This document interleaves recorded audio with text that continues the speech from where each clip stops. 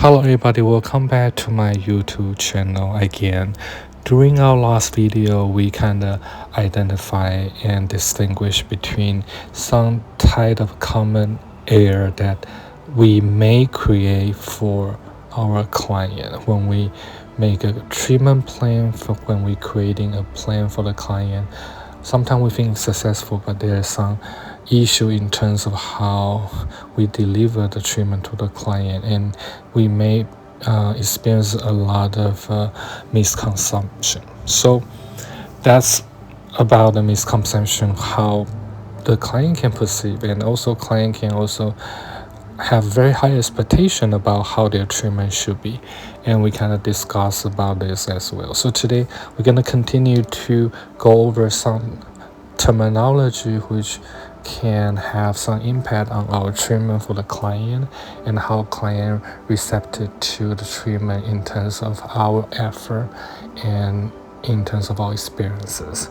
But things can happen during the treatment, and then it's not a shame to be admitted. Sometimes the treatment may not be completely success.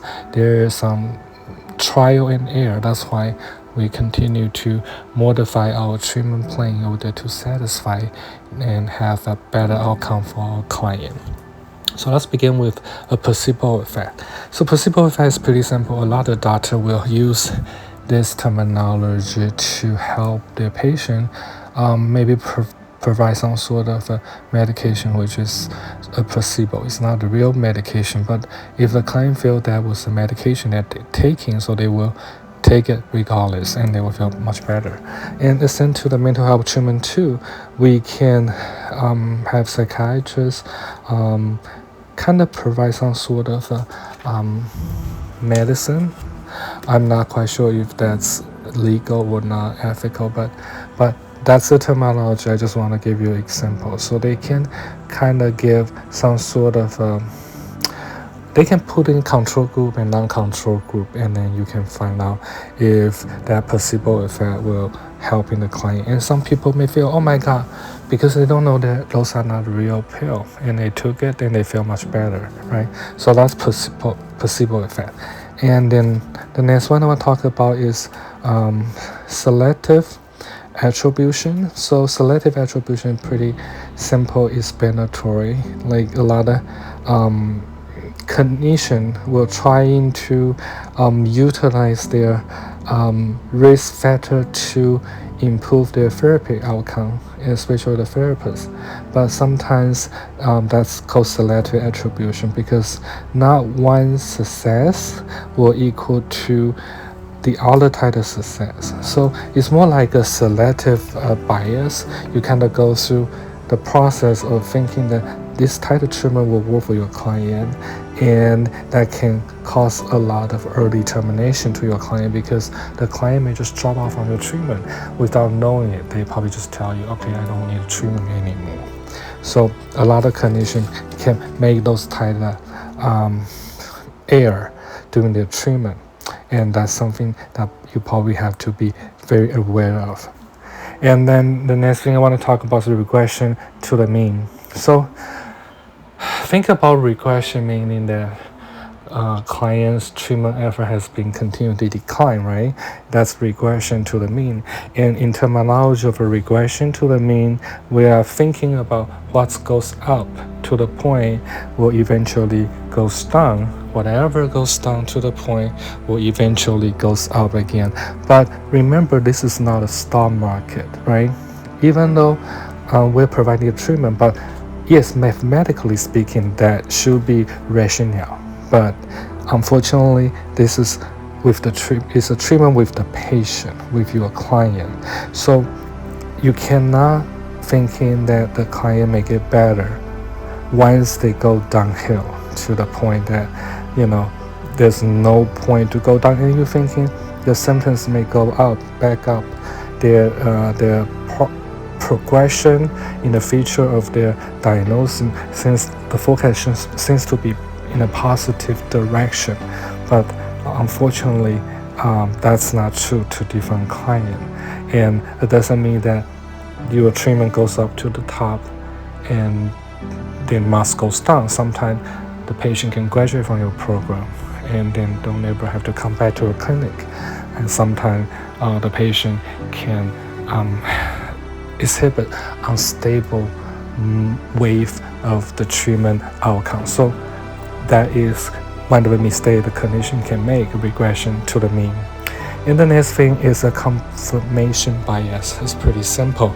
So confirmation bias has to go through a lot of time that maybe a clinician is cherry picking on certain type of treatment plan on their looking at their plan of the treatment doing every month, and they look at, hey, this is a nice treatment, this is a better treatment for my client, and I will pick those treatment to support my client.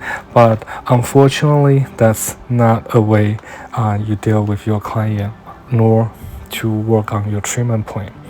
And a lot of therapists naturally tend to will single out the evidence that support their hypothesis of the client improvement, and sometimes they ignore the evidence that does not occur.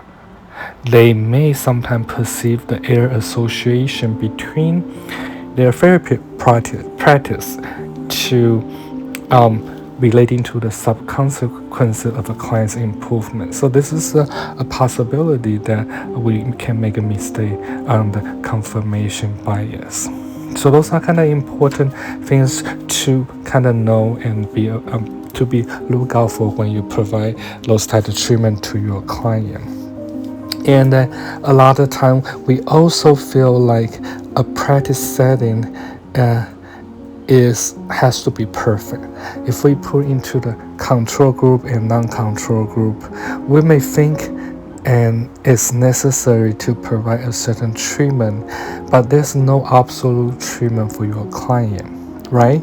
So sometimes we observe that improvement because we know client makes some improvement, and then without the intervention of the new intervention you provide, we will use a historical intervention that we feel is successful without making more improvement. So this is a possibility that client may need an alternative treatment, but if we're very stuck into the treatment that we're providing for the client during the past, we may make a lot of mistakes, and that can create certain things such as absence of knowledge of hypothetical counterfactual.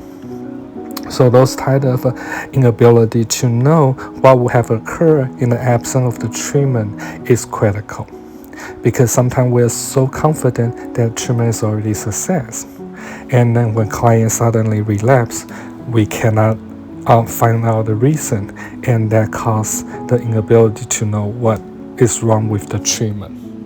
So all those things are kind of important things that we should kind of go over and to thinking for some guideline and support from our clinician, and you guys can brainstorming and to figure out the trial and error, and this will really actually help the client to get into the better places. So thank you for tuning to my channel today. If you have any question or concern, feel free to drop any comment under my YouTube channel. I will check my message constantly.